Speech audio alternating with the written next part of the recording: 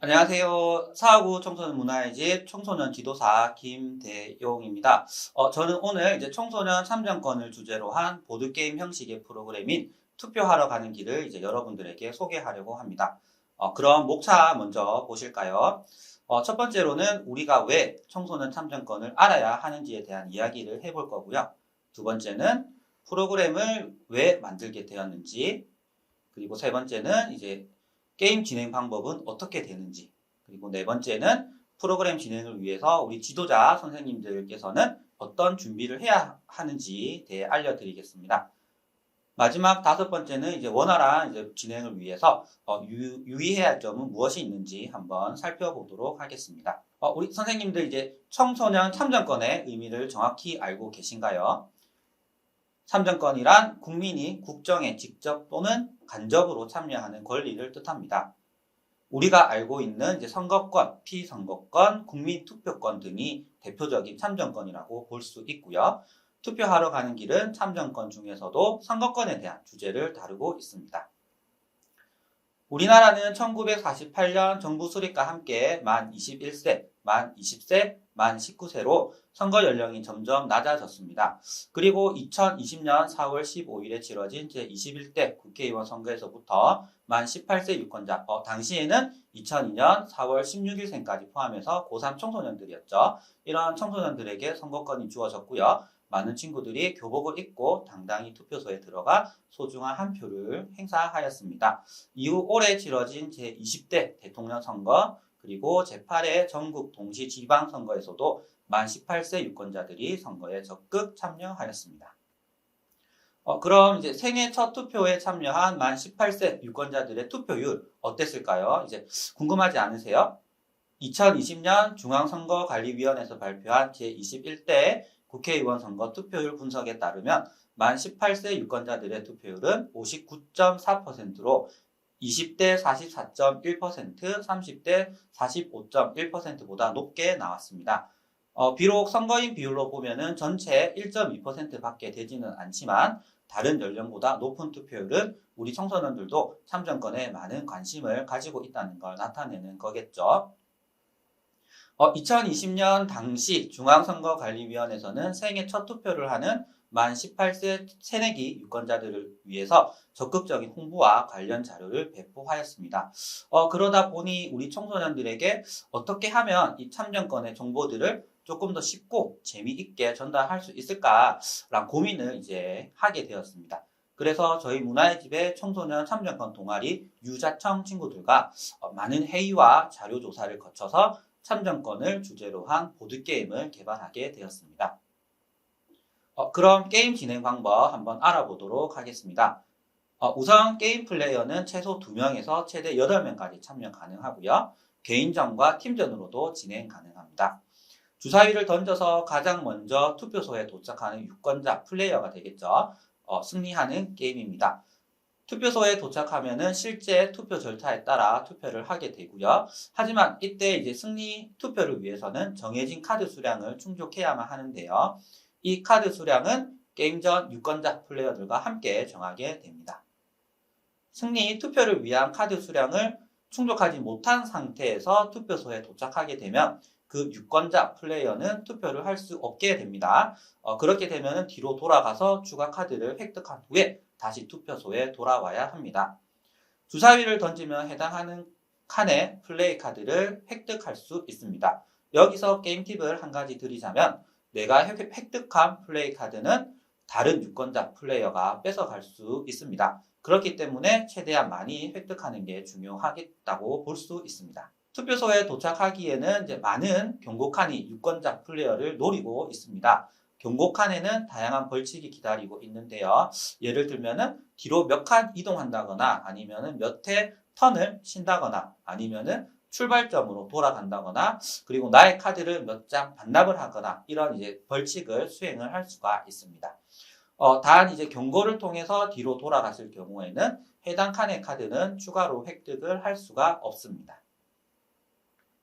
하지만 유권자 플레이어를 도와주는 보너스 칸도 기다리고 있습니다. 보너스 칸은 내가 원하는 플레이 카드를 한 장 획득하거나 다른 유권자 플레이어의 카드를 한 장 뺏어 올 수 있습니다. 플레이 카드는 같은 게 있을 수도 있고요. 같은 카드가 나올 때는 한 장으로 계산해야 합니다. 승리 투표에 필요한 카드를 모두 획득하고 가장 먼저 투표소에 도착하는 유권자 플레이어는 실제 투표 절차에 따라서 투표에 참여하게 됩니다. 이때 유권자 플레이어는 무효표가 나오지 않도록 주의해야 하고요. 모든 유권자 플레이어가 투표를 하고 최종 순위가 나오면은 게임은 끝나게 됩니다. 투표하러 가는 길 게임 진행 방법은 어떻게 쉽게 이해가 되셨는지 모르겠습니다. 그럼 지금부터는 프로그램 진행을 위해서 지도자 선생님들이 어떤 준비를 해야 하는지 한번 알아보도록 하겠습니다. 먼저 게임판과 플레이판, 플레이 카드가 필요합니다. 게임판은 칸 형식으로 되어 있을 때 가장 편하게 진행을 할 수 있었고요. 게임판의 디자인과 칸수는 청소년 친구들과 함께 직접 만들어 보면 더 좋을 것 같습니다. 다음은 플레이 카드입니다. 플레이 카드는 총 5가지가 있습니다. 첫 번째 유권자 교양 카드는 교양 있는 유권자가 되기 위한 다양한 방법과 실천 사항이 적혀 있고요. 두 번째 정책 비교 카드는 후보자와 정당의 다양한 정책을 알 수 있고 또 비교도 해볼 수 있습니다. 세 번째 선거운동 카드는 만 18세 유권자들이 참여할 수 있는 선거운동에 대한 정보가 다양하게 적혀 있고요. 네 번째, 선거 정보 카드는 우리가 알아야 할 참정권의 내용이 적혀 있습니다. 마지막 5번째 경고 카드는 불법 선거 운동에 대한 내용이 적혀 있고요. 이때 벌칙을 수행하게 됩니다. 다음은 플레이판에 대해서 알려드리겠습니다.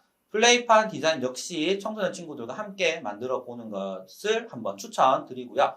첫 번째 획득 카드판은 획득한 카드를 올려놓고 선거 정보를 한눈에 알아볼 수 있도록 하게 됩니다. 두 번째는 이제 유권자 플레이어의 기본 정보를 적을 수 있는 유권자 카드입니다. 이 유권자 카드는 마지막 투표소에 도착했을 때 신분증으로 활용하게 됩니다. 세 번째는 후보자 정당 카드입니다. 유권자 플레이어는 게임 시작 전 한 장의 후보자 정당 카드를 받게 되고요. 받은 카드는 뒤집어서 다른 유권자 플레이어에게 보여주지 않도록 합니다. 게임을 통해서 후보자 정당 카드는 추가로 획득이 가능하고 후보자 정당 카드의 정책을 서로 비교해 보면서 내가 어느 후보자를 뽑을지 마음속으로 선택을 하면 되겠습니다. 이때 선택이 마지막 투표 때 선택과는 같을 수도 있고 다를 수도 있습니다. 네 번째는 모든 유권자 플레이어들은 승리 투표에 필요한 최소 획득 카드 수량을 함께 정하게 됩니다. 사진에 보이는 예시처럼 플레이 카드의 획득 수량을 적어주세요. 카드를 수량만큼 획득해야지 마지막 투표를 할 수 있습니다. 앞에서 팁을 드린 것처럼 내 플레이 카드가 빼앗길 수도 있으니 수량보다 더 많이 획득하는 게 굉장히 중요합니다. 이렇게 보니까 생각보다 준비할 내용들이 조금 많이 있는 것 같습니다. 하지만 이렇게 한번 만들어 놓으면 언제든지 활용할 수 있으니 충분한 시간을 가지고 청소년 친구들과 함께 만들어 보는 것을 권하고 싶습니다. 그럼 투표하러 가는 길 프로그램에 대한 유의사항을 한번 알아보도록 하겠습니다. 첫 번째로는 모든 플레이 카드의 내용은 청소년들이 직접 조사하고 작성을 해야 한다는 겁니다. 직접 찾아보고 조사하는 과정에서 우리 친구들이 얻게 되는 내용들이 정말 중요하고 핵심적인 내용들이 엄청나게 많이 있습니다. 그리고 경고 카드의 벌칙도 친구들이 결정하게 되는데요. 이때 너무 과하게 선을 넘는다거나 아니면 게임을 한 번에 뒤집을 수 있는 벌칙들은 지도자 선생님들께서 조금 조율을 해주시는 게 좋을 것 같습니다. 두 번째로는 자료조사는 중앙선거관리위원회에서 이제 발표한 공식 자료를 적극 활용해야 한다는 겁니다. 우리가 흔히 자료조사를 하게 되면은 인터넷 검색을 많이 활용하잖아요. 하지만 이제 이 검색된 모든 내용들이 올바른 정보는 아닙니다. 잘못된 정보도 있기 때문에 중앙선거관리위원회에서 제공하는 자료를 활용하는 게 가장 좋다고 할 수 있습니다. 그리고 중앙선거관리위원회 홈페이지에는 새내기 유권자들을 위한 많은 정보와 자료들이 게시되어 있으니 꼭 한 번쯤은 접속해 보시는 걸 추천합니다. 세 번째로는 이제 정당별 정책 자료는 중앙선거관리위원회에서 운영하는 정책 공약 알림이 사이트를 적극 활용하면 좋다는 겁니다. 이 정책 공약 알림이에는 역대 당선인들의 정책과 정당들의 공약을 한 번에 확인하고 비교도 해볼 수 있습니다.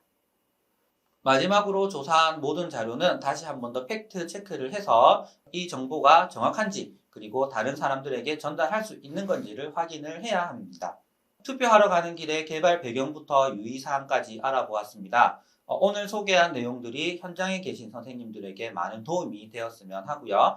영상을 보신 후에 수정이 필요하거나 아니면은 이해가 되지 않는 내용들 그리고 더 좋은 방안이 있으면 언제든지 연락을 주시면 감사하겠습니다. 청소년 참정권 동아리 유자청 친구들과 함께 만들었던 투표하러 가는 길을 이렇게 많은 선생님들에게 영상으로 소개할 수 있게 되어서 정말 좋았고요.